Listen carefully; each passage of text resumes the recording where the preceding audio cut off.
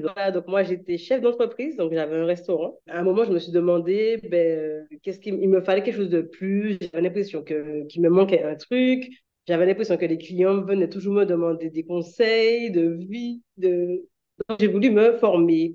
Mais vraiment, j'ai voulu me former pour aider les gens. Je me suis dit, oui, il faut que j'aide parce qu'on me demande de l'aide. Et ben, quand j'ai commencé la formation, c'est là que je me suis rendu compte qu'en fait, il fallait vraiment que je fasse un gros travail sur moi, que j'avais ce problème-là de toujours vouloir aider tout le monde.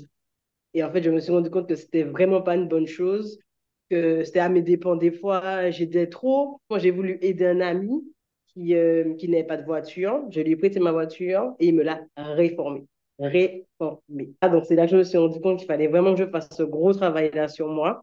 J'ai adoré parce que j'ai adoré, je me suis retrouvée. J'ai l'impression que mes amis, mes vrais amis sont restés et ceux qui n'étaient pas forcément amis ou ceux qui étaient un peu dans la profitation, un peu genre je fais ça, mais je sais que Samantha, elle va faire ça pour moi.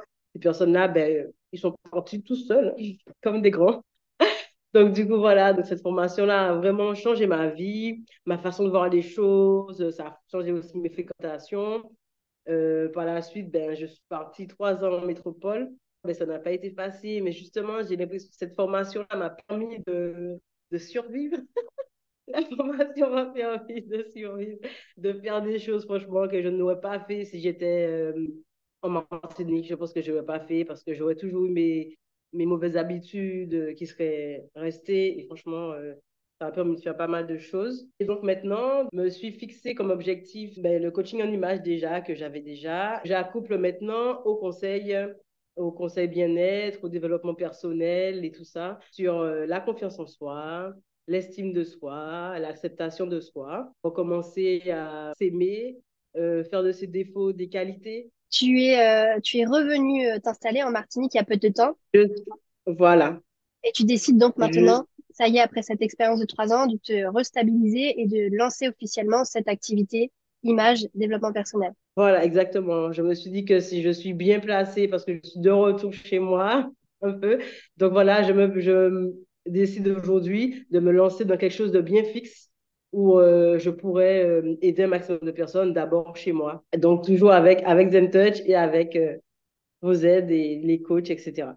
Oui, parce que c'est vrai que pour les personnes qui sont en Martinique, j'ai créé en fait un réseau de femmes entrepreneurs, entrepreneurs en devenir, dans lequel j'intègre très souvent les femmes martiniquaises que je forme en Martinique justement. Et en fait, ça crée un réseau d'entraide. On s'aide vraiment sur les problématiques de l'entrepreneur. On s'apporte des conseils, on s'apporte des contacts, le réseau. On a un atelier chaque mois et ça aussi c'est d'office pour les femmes. C'est quand même une petite partie, mais pour les femmes martiniquaises, en tout cas, je donne accès à ce réseau derrière. Et puis, il y a encore plein de choses auxquelles je donne accès, mais je peux pas tout dire ici, c'est trop court.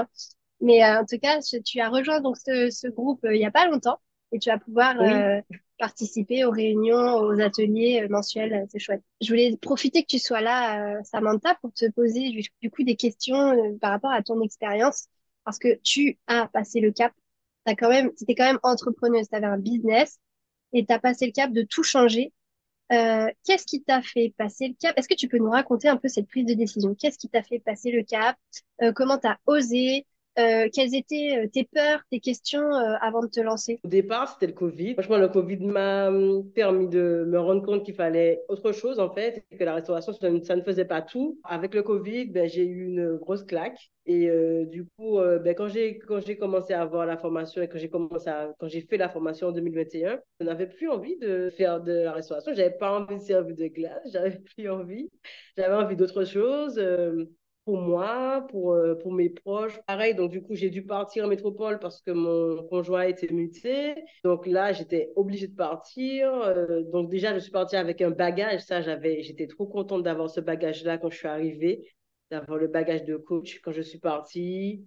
Euh, Quand j'ai commencé à travailler là-bas aussi, franchement, un petit peu, comment dire, de manière un peu fébrile, en mode, je ne savais pas comment m'y prendre.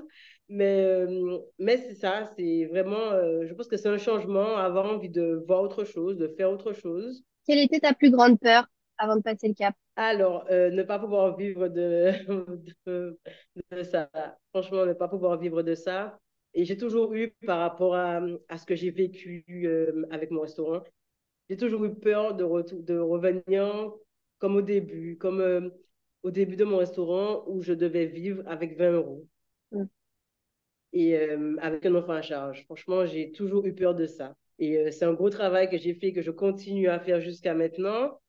Et même quand je suis tes webinaires et tout sur Kifrunner, que j'ai vu dernièrement, je me rends compte que j'ai encore cette petite peur-là.